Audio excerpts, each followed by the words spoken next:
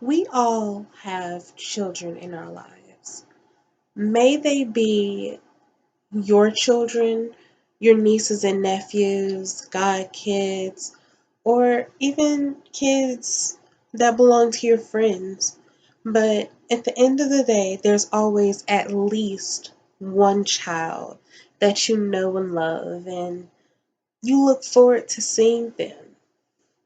Now, I want the audience to imagine that child in their lives and see them happy and smiling, full of giggles, the way that you're used to.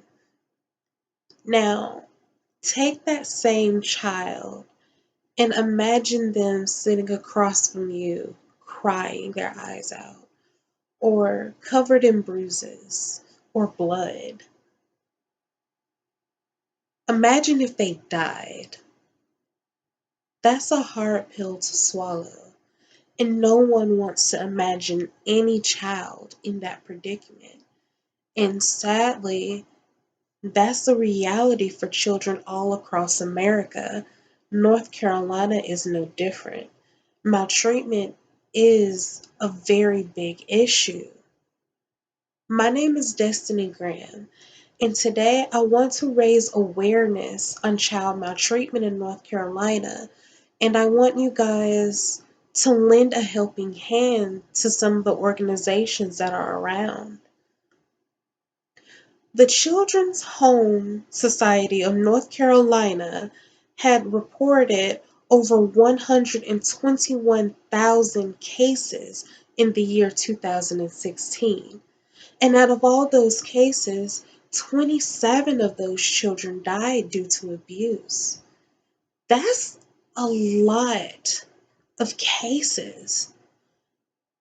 And we have social workers all across the state trying to limit these as much as they can, but there's but so much they can do. With given all of the cases that they have to deal with year round, and then the investigation that goes into it, they have to pay attention to the demographic of these children, the homes they're coming from, and they have to try to do their best to first rehabilitate the family if they can. Mind you, these are just also the reported cases. There are still children out there who go through abuse every day, but there's but so much that these people can do because they just don't have enough evidence. This is where you guys come in. If we raise awareness on the issue and we teach the general public how to spot the signs of maltreatment, then maybe we could do more for these children. There is a program called the Prevention Action Network. It is a network of organizations all across the state that all work together and try to do as much as they can to bring awareness to child maltreatment. They have programs that fundraise, they have programs that contribute to youth groups, they donate, they help some families who need more resources in order for them to not act out in a way that they do cause maltreatment. And then they have programs where children are saved and they could become a part of a foster care program or get adopted, but still be able to integrate into society as healthily as possible. Um, Prevention Action Network is $45 a year if you do choose to join them as an individual, and $100 a year for a whole group. And again, they do fundraising and they do charity work.